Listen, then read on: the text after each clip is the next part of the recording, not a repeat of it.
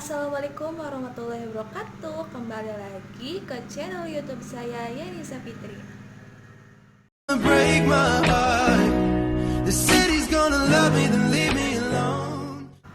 Sebelumnya, perkenalkan lagi, nama saya Yanisa Fitri, mahasiswa kebidanan dari Stikes Cirebon. Langsung saja, di video kali ini saya akan membahas tentang drug abuse atau penyalahgunaan obat.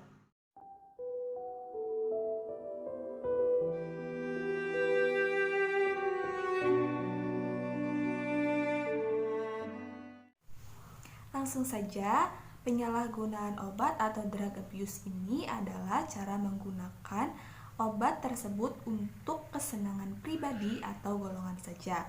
Obat ini dinamakan obat terlarang atau yang biasa kita kenal adalah narkoba. Efek yang ditimbulkan dari obat ini itu membuat perasaan seseorang menjadi senang atau euforia yang biasanya juga dapat menimbulkan candu. Semakin kuat obat tersebut, maka semakin besar kemungkinan peminumnya itu akan menjadi kecanduan. Penyalahgunaan obat atau drug abuse sudah mencapai keadaan serius di Indonesia. Penyalahgunaan obat terlarang ini yang dilakukan para remaja sudah pada kisaran dari coba-coba hingga ketergantungan. Lalu apa aja sih kelompok obat-obatan yang disalahgunakannya itu? Ada 4. Yang pertama yaitu narkoba. Narkoba adalah obat-obatan yang bila disalahgunakan akan menimbulkan ketergantungan. Yang kedua, narkotika. Narkotika adalah zat atau obat yang berasal dari tanaman atau bukan tanaman yang dapat menurunkan kesadaran, menghilangkan rasa nyeri, dan juga dapat menimbulkan ketergantungan. Yang ketiga, psikotropika. Psikotropika adalah zat atau obat, baik alamiah atau sintetik, bukan narkotika, yang berkhasiat psikoaktif melalui susunan saraf pusat yang menyebabkan perubahan yang khas pada aktivitas mental dan perilaku. Yang keempat, zat adiktif. Zat adiktif adalah minuman beralkohol yang mengandung yang bersifat sedatif, hipnotik, dan depresan. Hukum, obat-obat yang disalahgunakan itu dibagi menjadi 2. Yang pertama itu narkotika, yang kedua itu psikotropika. Narkotika dibedakan menjadi 3 golongan. Yang golongan yang pertama itu hanya digunakan untuk ilmu pengetahuan dan tidak dapat digunakan untuk terapi, karena golongan 1 ini berpotensi tinggi menimbulkan ketergantungan. Golongan yang kedua,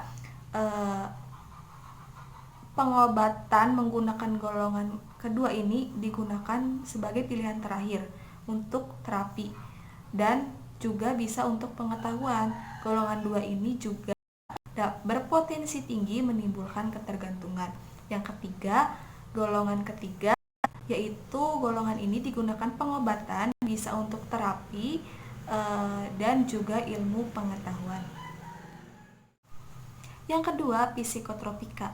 Psikotropika ini mempengaruhi keadaan jiwa seseorang, menghilangkan rasa sedih, menghilangkan depresi atau capek, membuat nyaman sampai tertidur, kemudian berhalusinasi. Psikotropika ini dibedakan menjadi 4 golongan. Golongan 1, golongan 2, golongan 3, dan golongan 4. Golongan pertama, golongan ini hanya digunakan untuk ilmu pengetahuan dan tidak digunakan untuk terapi. Karena golongan 1 ini berpotensi menimbulkan sindroma ketergantungan. Yang kedua, golongan 2, golongan ini hanya digunakan untuk ilmu pengetahuan, tapi bisa juga digunakan untuk terapi.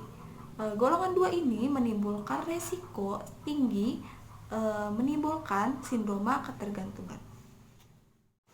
Golongan 3, golongan ini bisa digunakan untuk terapi dan ilmu pengetahuan, karena golongan 3 ini berpotensi sedang menimbulkan sindroma ketergantungan.